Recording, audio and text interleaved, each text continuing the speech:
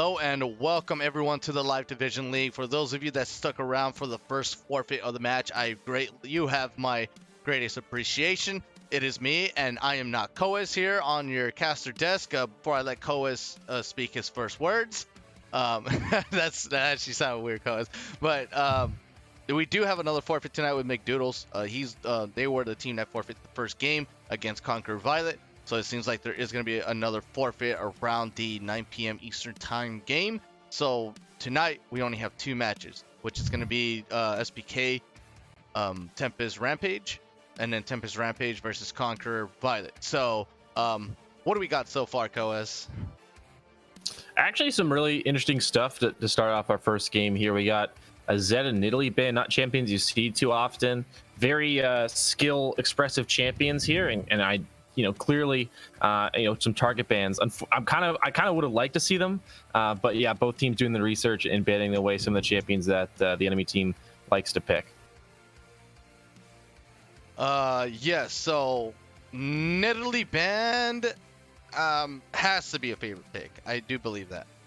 So, because I mean, she's good and all, but she's not a tanky front line. She's more of a spear-headed assassin, or I just call them spearheads because that's all they do, right? They just move around, toss the spear every now and then. They get a Luden's Echo. They get like more AP on top of it, so that way their spears do like hell of damage, or potentially even one shot. But yeah, if they play a really aggressive team though, like Nidalee won't be able to find a spot in any of those fights. And Nidalee's an interesting champion. She has no hard CC, and you'd think that would make her not a great jungler. She wouldn't gank very well, but she actually ganks okay, especially if she's got the red buff here. And she's sort of like an aggressive AP assassin champion early on in the game. She kind of plays like Elise early on without that cocoon. To give you like a rough example of what she's like, but then she transitions into kind of a heal shield champion later on in the game. So she becomes like, a worse version of Lulu, but she gives you that like, or Soraka, but she gives you that sort of that flexibility in the early game to have pressure on the map, and then all of a sudden you can transition into late game and buff your AD carry and also have some siege potential there. And that's why you pick like a tank support with her, like Braum or something, so that way you have hard TC and you got a tank front line. So that's kind of what do you do with Nidalee. But now we're actually talking to stuff that's actually happening. We got Morgana first pick here, so that's going to make sure that they have a very safe bottom lane. There's not a lot of stuff that can really exploit the Morgana down there, so it's a very, very safe first pick, very conservative, but in a best of one, that sometimes is the best approach here, to make sure that you get out of laning phase okay. Well, I'm just wondering, like, does Tempest Rampage pick up the Caitlyn just to sort of counteract a Morgana Caitlyn composition? I mean, they still have the Xayah, they still have they don't have the Kai'Sa because she is banned out. But they do have a couple different options, but the top priority option would be to get the Caitlyn here for SPK Embers. But it doesn't seem like Tempest Rampage is going to even, consider that fact. They're just going to completely ignore it. Maybe they have some backup plan. Vel'Koz is actually really strong here as well, dealing true damage with that passive skill. Sinjuani, very mobile, clears the camp waves really well. Not just that, she is a strong frontliner with a great ultimate with the Glacial Prison. You could hit someone down the end zone with that from a 10-yard radius. But J4 seems like it's gonna be the pick here. And wow, Draven, is this gonna be locked in? It'll be very interesting if they do go for it. Draven Morgana is a pretty decent duo. You just kind of black shield the Draven if you land a binding and he just goes nuts. And there's not really many champions that can survive that kind of damage, so that'd be a really cool pickup. But they're going to swap it over at the last second here to a Sylas. So not going to pick up the Caitlyn right now, not even pick up the AD carry. I think if they do pick up the Caitlyn, the Vel'Koz is a really interesting champion because I think he can kind of neutralize the Caitlyn in these sort of siege situations where she's strongest. She puts down a trap, tries to hit that tower, but Vel'Koz has such long range. Obviously it's a skill shot. You got to hit that thing, but if you do, you can really bully the Caitlyn off and just kind of neutralize all her power there. But looks like with the Yasuo lock-in, we might have a support Vel'Koz. This could be going down bot lane, which I think is a really good place for it, because the Morgana, up against a long-range mage, this spell shield's like a really long cooldown. You can't just use it to block poke, or you can, but then you kind of lay yourself, open up to an all-in. So it's kind of interesting here, and also Yasuo synergy here. We got Sejuani knockup, Vel'Koz, his CC's a knockup as well. So definitely some potential there for some big ultimates, some big last breaths from the Yasuo here. Yeah, so we might see. I mean, it doesn't look like we're actually seeing this too well. I mean, they do have a chance to ban out the Caitlyn still, but hold on, my game actually froze. That's why I'm stalling. Okay, I found it. Okay, Mordekaiser gets banned out. Finally, it shows up. I don't know why it wasn't showing up. I was getting really confused there, but yeah. So now we're gonna finally see that Caitlyn ban. That is pretty insane. Seeing a Caitlyn ban there. Yeah, the Sivir Caitlyn just taking away some of the best AD carries that are still up here. So a lot of focus on that so far. Mordekaiser is always a very terrifying champion to go up against. The ultimate's just so ridiculously powerful in the right situation. Defensively and offensively, it can be used. And it just makes things really difficult, especially if your competition revolves around a big damage threat. Which it sort of looks like that's what it's shaping up to be. I assume Hims is gonna be a big portion of their damage here, because Jarvan and Sylas, they're gonna do damage, but with Morgana, just the way they're shaping up, it looks like you're gonna have a pretty big damage AD carry. In this composition here. So it makes a lot of sense as the Ornn's banned away and now the Swain. So I believe there's a lot of synergy here with the CC, the Swain pullbacks, the Yasuo knockups. Like, they're just kind of building their composition to really synergize well together here. But it's pretty much, I think, guarantees that Vel'Koz will be in the support role there now that Swain's picked up, because Yasuo and Swain are definitely getting the soul lanes, I believe. Yeah, and I also do believe that. So, but as we're going along, seems like Desire will get picked up. Aatrox. Well, actually, this could be a bot lane Swain or Yasuo. Oh, right. So I just said that, but this could be a bot lane Swain or Yasuo, and there you go. They're going to lock in the Gnar, so it's going to be, I would assume, a bot lane Swain, and Vel'Koz will go down there with a Swain, but it could be Yasuo as well. Again, there's knockup synergy there, but it'd be a really weird duo. Vel'Koz Yasuo, I don't think is what you normally think of when you think of AD carry Yasuo, so I think it's going to be Swain and the Vel'Koz down there. In fact, it looks like, well, they might swap the last second here, but Swain's support would be kind of interesting and have Vel'Koz build all the damage. This could be a really interesting composition, here. Gnar, I believe his ultimate is considered a knockup for the purposes of Yasuo. It's pretty hard to get off, but I have to check on that. Xayah Morgana, though, it's a pretty safe lane. I don't know how easily it's going to be to kill them. I think the real focus here with the Vel'Koz Swain is just to poke them out, force them to either go back at an opportune time or just get a big health advantage, be able to take turret lanes that way. So really interesting duo here, and really excited by this draft. I mean, this, one side looks very, very standard, and the other, like, something crazy kind of out of the blue, and I'm really, really like what they're doing. So right now, as we are looking at things at the moment here, there is no change in results besides Conqueror Gaming getting a free first win against Old McDoodles, as they did forfeit the first match. But, Tempest, Rampage, SPK, Embers is going to decide on who is going to be getting that third place seat, because SPK will go against Team Rocket eventually. But adding up the stats, they do have to beat them. But Tempest, Rampage beats Conqueror, Violet. Wait, that's very interesting. Okay, I gotta actually look this up. So whoever wins this match will go into 8 and 5, and the other will go into 7 and 6. Conqueror Violet's already 8 and 5. So if Tempest is tied up with Conqueror at this game, then because if they win, then they're gonna be tied up 8 and 5s between Tempest and Conqueror, which we're gonna have that match next. If Tempest or SPK wins, then Conqueror is gonna go against Violet. But but Rampage can actually take down Violet, and I don't know. Okay, it's still a three-way tie right now on the standings as we see. So this game is very important, and the next.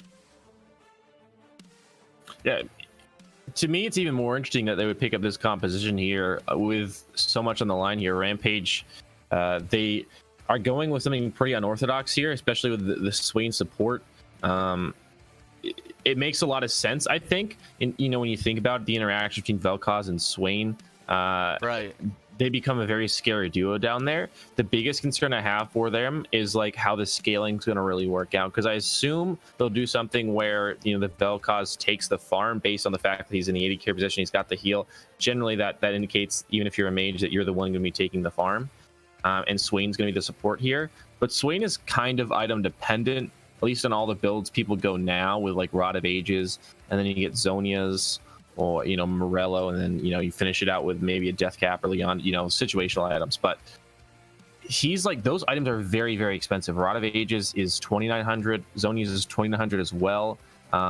Maybe he'll just get the support item and then Zonia's, but that's still a very like pretty costly build. Like, I don't know if he's going to really have the gold income to make the Swain work in terms of, you know, in the mid and late game. In lane, it's going to function the same, but in the later stages of the game, that may be a concern here. And I don't think that they're really playing to end the game super early. Like, Vel'Koz and Yasuo scale pretty well. Sejuani's a tank that scales well. So I think that you're looking at a composition that's not really designed to just end the game super early. So you have concerns about the Swain scaling. Whereas on the other side, you really don't have that. Like SPK, like very standard team comp, you know exactly what they're going to do. And they can just kind of play textbook League of Legends here. Whereas on the other side, the gold is kind of going to be a weird thing for them to juggle here with essentially, you know, 4 carries and a tank in the jungle. So with that, we're going to be right back. We're going to hit up on a quick intermission. Don't go anywhere. We will be right back with the game.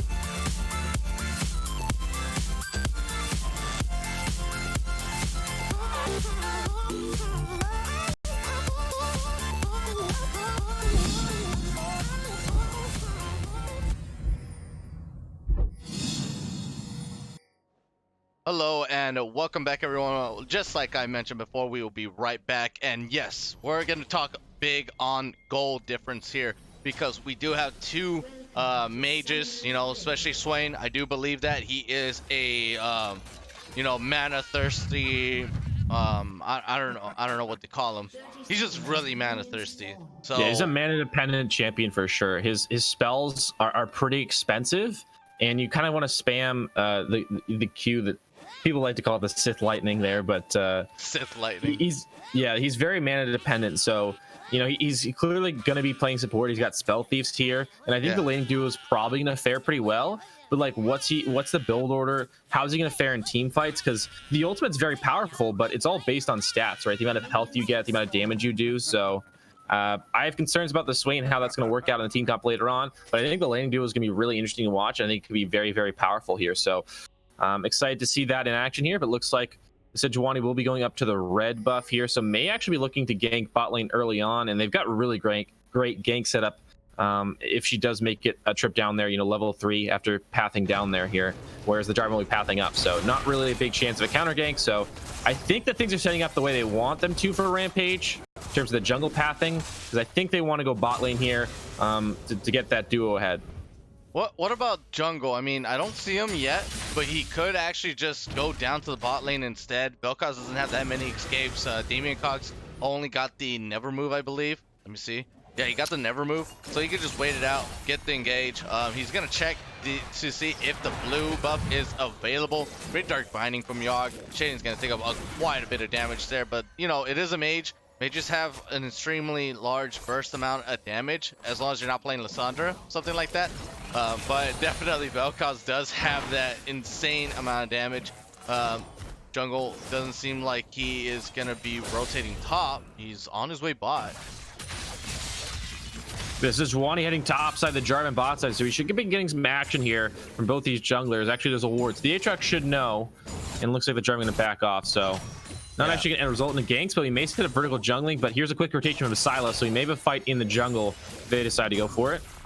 Yep, Make It Sparkle is just checking up on his blue buff. I think he put up a ward over the wall, which is going to scare off the Sejuani, but yeah, it did scare off the Sejuani. So yeah, she's got to continue to vertically jungle, though. This is actually a really rough situation for her, but because the Jarvan's already gotten that blue buff, is continuing in her jungle, she needs to go there, either run to the Jarvan and contest the jungle, or, you know, go to the top side of the jungle. Like, they can outnumber, because the Jarvan is on the opposite side of the map here, so even if the side is collapsed, like, she can just take it anyway. So she needed to stay in order to stay up and farm. So this is actually kind of a rough situation now for the Sejuani. Anarch's in a rough spot in the jungle here. He's just going to get the wolves. It's really not what you want in the first couple minutes of the game.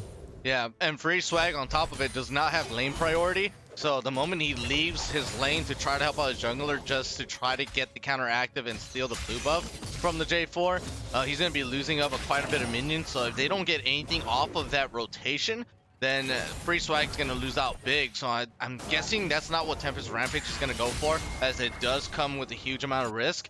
But now they're actually just going to settle in with the jungle just being a little bit behind here. As long as the J4 isn't doing too much or being effective around the map just yet, especially when it comes to ganks.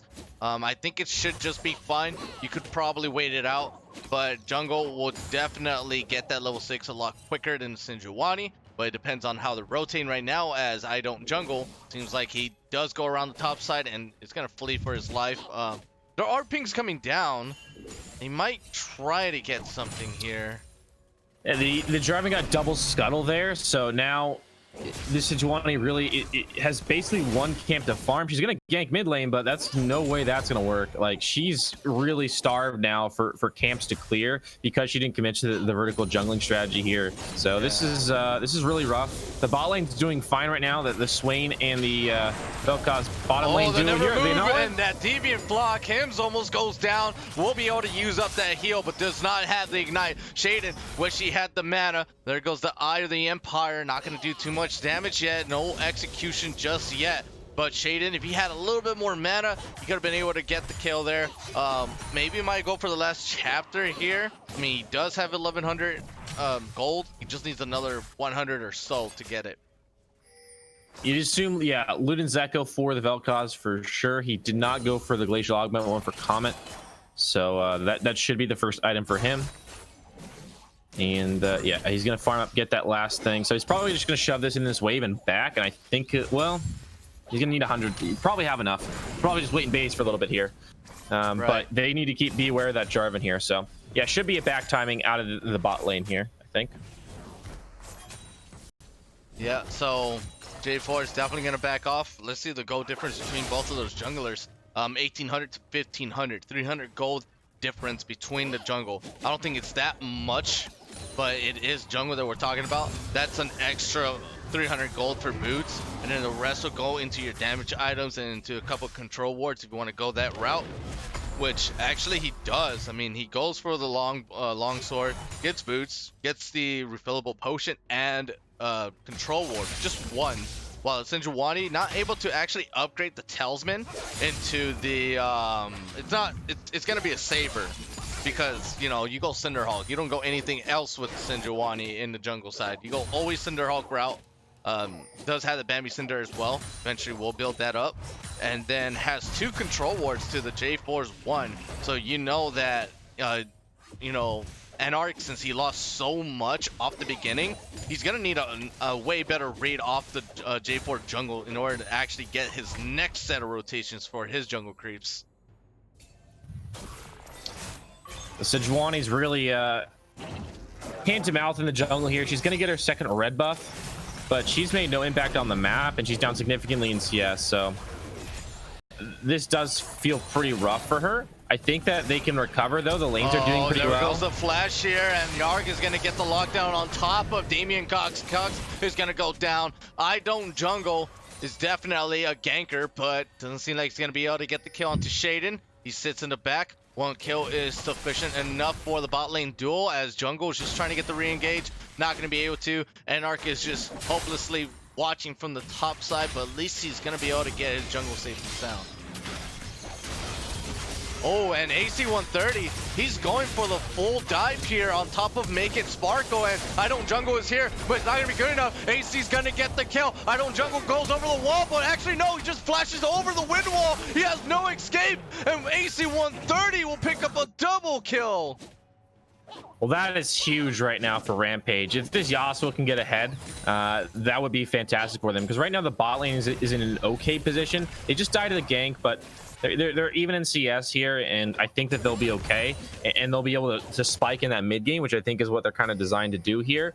But the Yasuo is going to be where a lot of their consistent damage comes from in these team fights here, so getting him ahead is really, really huge, and they're just putting a lot of resources into him in general, just with the team composition they went for. Like, they were all setting up for the last breath, so I think this is really great that he's got he's now 2-0 off of that play. Like, this is amazing for them. After a really rough game in the jungle, they've got a, sort of something back in the mid lane here, and that's a strong point for them that they can build on for the rest of the game. Yeah, and Anarch is right back on the trail right now. He is caught up, just dying there as a J4 jungler, which you had the advantage and also a lead in your against your opposition. Just dying there just puts you right back to square one. So now I don't think there's gonna be too much vertical jungling anymore. No more invasion. Jungle does have the ult this time around, but it's already too late to try to catch on to AC-130. He did get a couple of those kills. His wards have already reset. He's getting a rotation here from free swag in jungle. Not able to find an opportunity to get any of this gank at all, even though he really wants to. And look at this damage from Shady and Damien Cook. They're just putting the bot lane duel down right under the tower, not able to do too much. And now I Don't Jungle gonna try to get the engage. There goes the Arctic Assault. That's gonna be an instant last breath, and I Don't Jungle is gonna go down. Demian Flock, and there goes the Disintegration Ray. It's gonna bring Yarg down into pieces, or into ashes there. The Q goes out. Hims might get burnt out here, but he barely survives with just 5 HP left. Very, very close there in the bot lane, but that's exactly what the dude was looking to do. They poke you out, get you down to half health, and then they kill you. Oh no! God.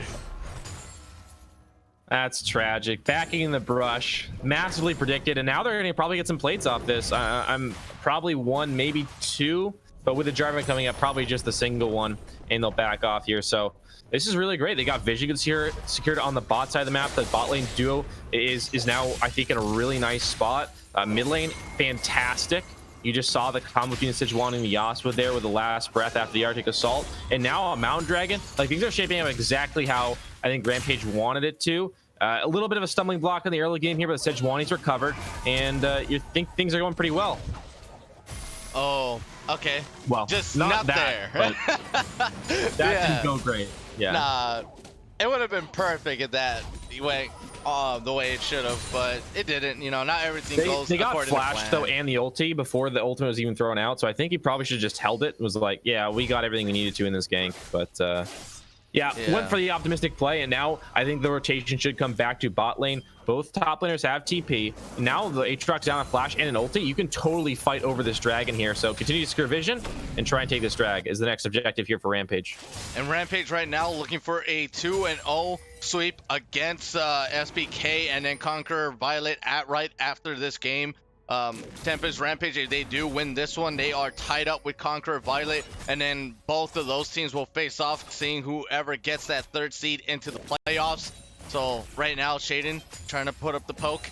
Seems like Anarch has made it down to the bot lane finally for the first appearance here. Gonna be able to just wait out in the brush. He did use up that Glacial Prison trying to get Sir Ryzo on the top side, but it did fail earlier, so does not have the all. I Don't Jungle is just throwing down wards, trying to get into the second brush. The Empire is gonna expose them, but it seems like Tempest, Rampage, they were ready, and that's gonna be I Don't Jungle going down. Yarg's looking to be the next target here. We'll go for the time slot here, but it doesn't seem like he will go down eventually, but will, as that's gonna be Demon Flare from Damien Cook, as this is going to be looking to be the dragon here on the rotation, making Sparkle trying to get onto a slower or a shorter detour, but he has to be careful. More than, or at least about 95% of the team for Tempest Rampage is there.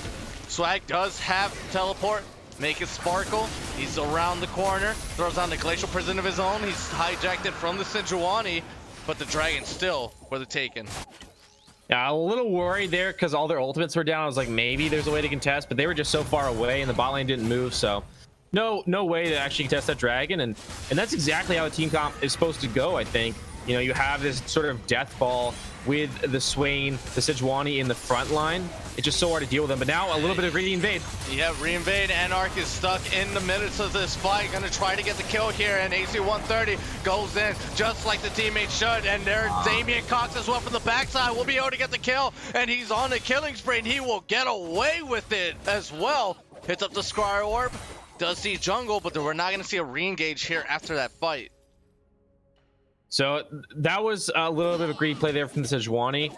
You know, she knew that this respawn was coming in for that Jarvan, and immediately he's going to probably come back into his jungle here. Plus, everyone that just died in that previous fight is respawned as well. Your ultimates are down. Like, that's just not a time to invade. It's a time to go clear bottom side and then go back, or even just back straight up and then clear if you want to get the gold purchase first. But like, she was just too greedy there. That can't happen. And now they shut down AC, like, and they give away some plates in the mid lane. That just ends up being a really bad play for them in the end. Despite Damien Cox getting a kill back, it's overall a really negative play for them while they're shut down gold. And really the opportunity cost there was pretty terrible, because if they had gone back at that stage in the game, they would have been super powerful on a big item spike here alongside that Mountain Dragon, and they probably could have taken away some of the plates that are standing right now on the other side. So they lost a lot of gold off that. You know, the gold difference between the two teams should be way more than this right now. Anarch is gonna find on to make it sparkle. He does not have flash to get away, and the Arctic Assault will be here very much soon, but the last breath was not in range.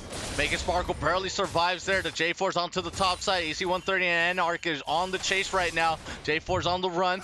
Gonna be able to escape there as free swag, since he does have lane priority. We'll be able to get there, and here we go. The engage is gonna come in. Jungle does have flash. The Glacial Prison is not yet available, so they're not gonna be able to pick up the kill here. But Sir Rizo, he gets the teleport down on the bot side. Damien Cook is gonna pop up the Demonic Ascension. There goes the damage as well. They didn't expect the stopwatch to come in from Cox as Shaden blasts them from the backside, as this rift is not gonna get started up. So much action is happening here between SPK and Team Rampage, Tempest Rampage, sorry. But it seems like that is going to be a great little bit of an advantage here for Rampage. And that stopwatch was amazing there. That's exactly the power of the Swain pick. You just go into that zone, he's going to that stopwatch, and there's nothing they can do because you're just draining their life while they can't touch you in that stasis. It's so powerful. The combination there, like Morgana and his ultimate. He's gonna get timed on right there. That was a great Tempest tornado from SC 130. Able to catch him right as he comes in from that with that teleport, like I mentioned before. Seems like Sir Rizo and Jungle are going to be the only ones defending this top side. Morgana has rotated down to still continue on with that bot lane objective if they can. That's going to be the Feather Storm going in as an engage. You kind of don't do that, though. You kind of want to use that for disengage, but here we go. Glacial Prison with the flash from Anarch, and Jungle just going to jump right back in with the Cataclysm, trying to do as much damage before he goes, but it does not matter. Ends up going down. Free Swag trying to find a kill onto Rizo now. And Rizo, he does not have the World Ender, but doesn't seem like there's gonna be too much going on there.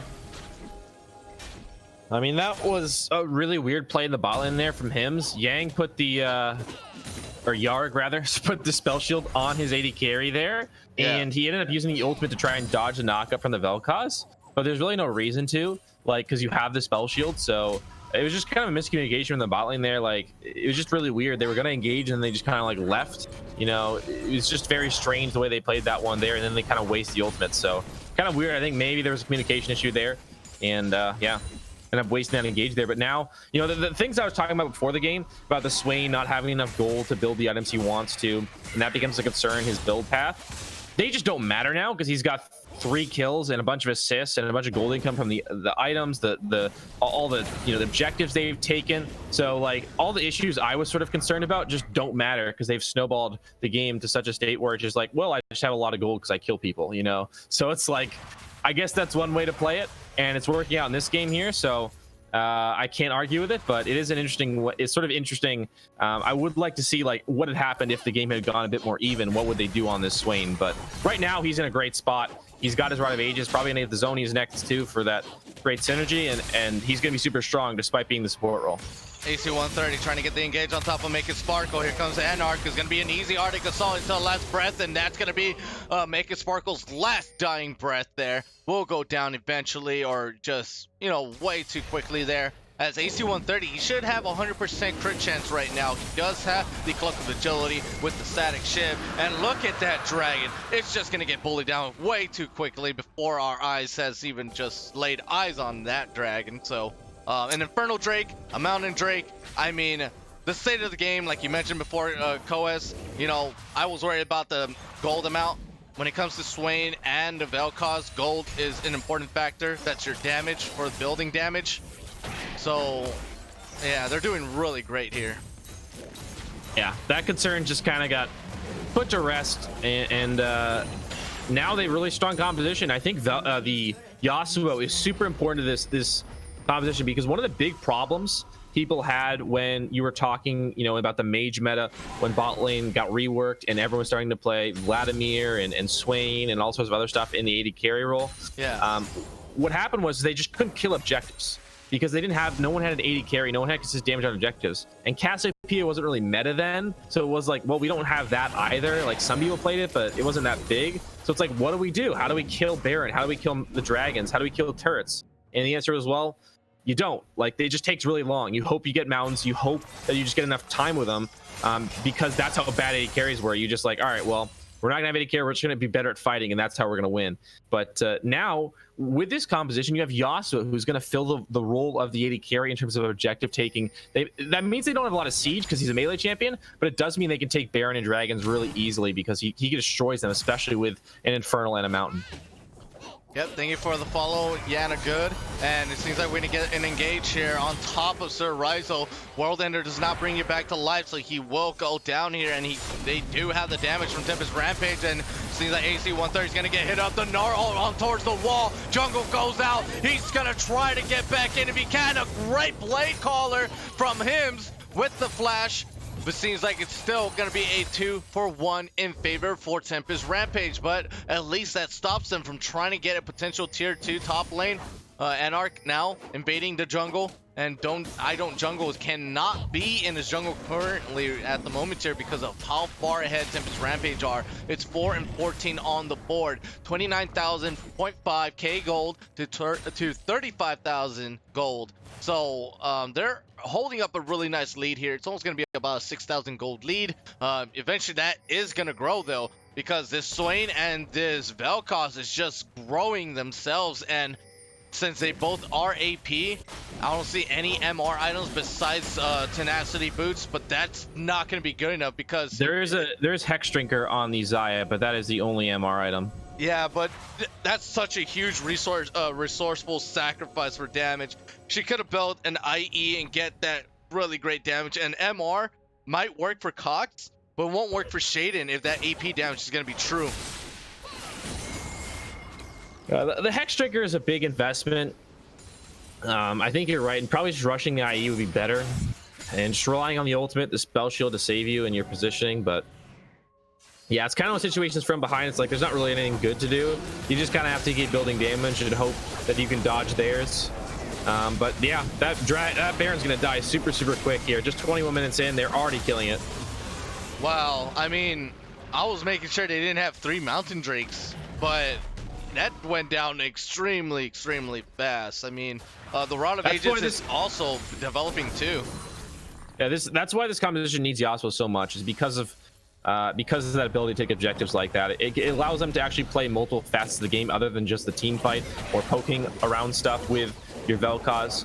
Corki could fill this role too, I think, but Yasuo's the desired champion because of the knock-up synergy and just the team fighting power he brings. But Corki could fill that role if necessary. But yeah, this composition clearly has so much great synergy here. Again, I think the big question mark is a Swain from behind. How does that work in the support role? But other than that, I think this thing is working flawlessly. Like a really well done draft here from Rampage. Yep, and I really like the strat that they have as well. I mean, if they're going to go for the siege, they have the Nari to jump in, they have the Sejuani to do the ult from the backside, and if they are sitting under a tower thinking they are nice and cozy, you got Shaden's disintegration rate just doing the true damage to their entire backline or front line. And you know, they also had the beautiful, crazy amount of wave clear as well. Damien Cuck is going to try to get an air move right now. Seems like it is going to be looking to be a battle here. The dark bindings are missing, and it is very crucial. You can't have those dark bindings miss at all. The base is coming in. I believe it's going to be the Morgana. Does not have, you know, teleport, but gonna need more control wards in order to actually try to siege against or to push Tempest Rampage out of the way here, because they are just pushing through with ease right now.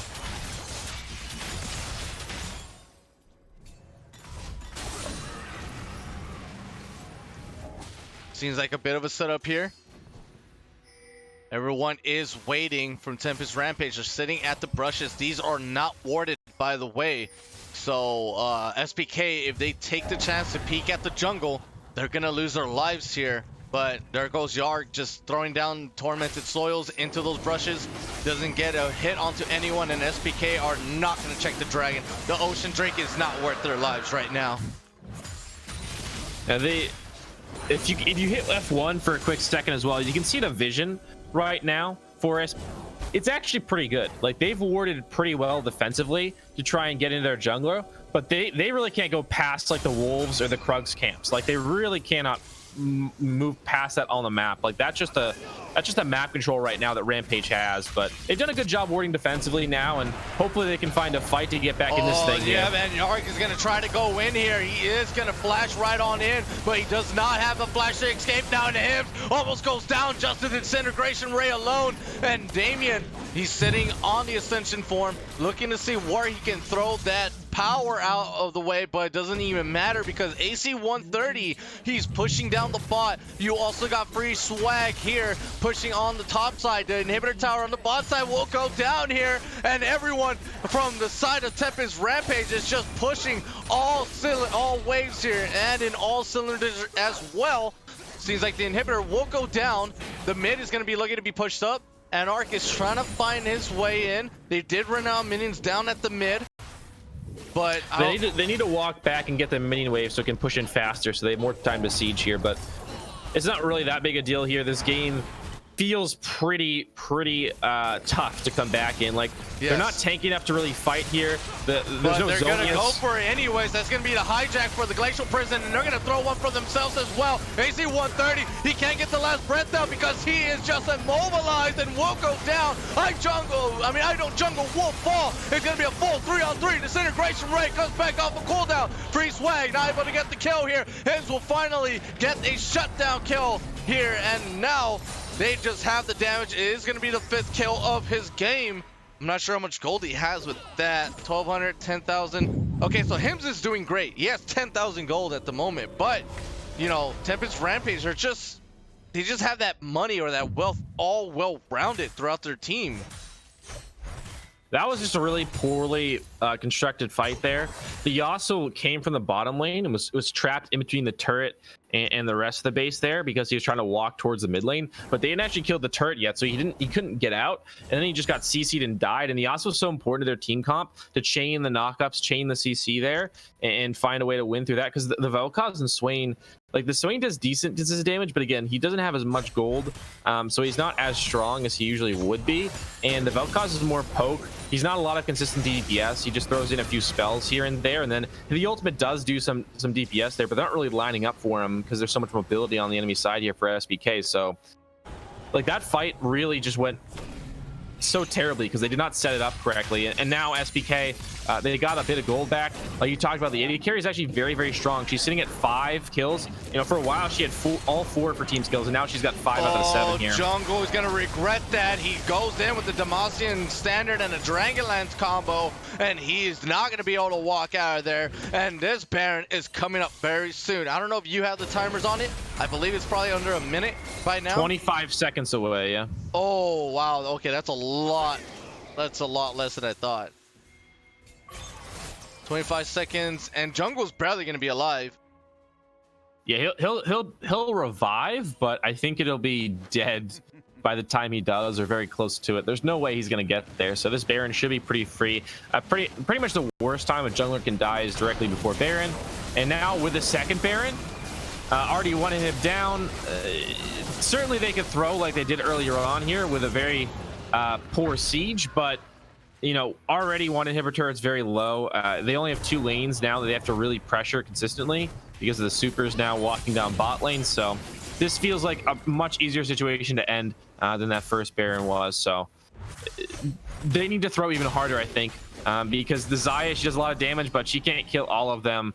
It really comes down to how the Yasuo plays it. I think AC 130 is really important in the team fight, as well as how the Gnar ulti goes, and the Glacier Burst and those key ultimates. And it's a fresh Baron buff onto the 25-minute mark in the game. Every minion is a siege minion wave, or every wave is going to be a siege minion wave. And they're trying to push up for the inhibitor. There goes the damage, and the Glacial Prison is going to lock down Hims, but Hims is free to fly now, as he's going to be doing a great amount of damage with these daggers. And AC 130 finds his way to the back. He gets the last breath. The flash is not available. Xerx's Cage gives him the extra health bonus, but it's not going to be good enough. Shaden's still alive. Anarch is just about dead, but he's still gonna push on with the rest of his team. Free swag here, full health, trying to get the boomerang toss and the slows as much as possible. 3 members only alive here from the side of SPK, but they are at the defense here, so they do have the fountain for that full reset for the heal and an extra movement speed from the home guard. But Shaden is already pressing on for the top inhibitor to go down right now, as he's just gonna continue on with the push. We'll be able to get it, and the bot in him will eventually come back to life. But now SPK are gonna have to deal with 2 inhibitors down for the mid and the top side. Yeah, that was another really sloppy fight there from Rampage. Just really impatient once again. They're impatient on the bottom side fight, and now impatient when they're fighting around the mid lane once again. The free swag here wasn't available. Like, he was in the top lane pushing in the wave to sync up the waves crashing, and they decided to go for the inhib without him. So it becomes a 5v4 fight. It starts off, okay, and the Yasuo goes in the back line. Maybe he can do something here, but a good flash from him saves his life, and they're able to kill the Yasuo. And after that, the fight was kind of won, but they were able to go back to fountain and reset there, and then hold the objectives for the most part here. So like, that was just a really poor fight once again. I think they need to just be a bit more patient, and the game would be much easier. But because they're impatient, they keep pushing the pace and trying to end or take an objective before they really can, especially because they have that melee champion in Yasuo who's damaging the objectives, and it's cost them a couple times now. But the lead's so great that I think it's hard to lose from this position here. And now with 3 inhibs down, or about to be 3 inhibs down, I think. It's really hard to wait for all this with just a Xayah, really. They still have the Baron buff as well. They have enough time to do another push with the Baron siege waves, and here we go. Jungle's gonna jump out to Shaden, seeing if he could get on the catch there, but he's actually gonna lose his life very much soon, right after the Zonya's hourglass goes out. The destruction on the backside. They are able to take down 2 already. A great Nora and a combo for last breath, and this is it. SPK, everyone goes down. An ace comes in for Tempest Rampage, and they take up this game. A great combo at the end there with the Gnar ulti in the last breath. That game really was the early, well, not the early game, not the first couple of minutes, because that was pretty poor overall. But after the Sejuani kind of recovered from that early sort of botched jungle pathing, they did an amazing job there, and that's really where they won the game. That was sort of icing on the cake, the last couple team fights there. Yep, so right now, let me know who you think got your heart out here in this game. I mean, heart out as in the MVP.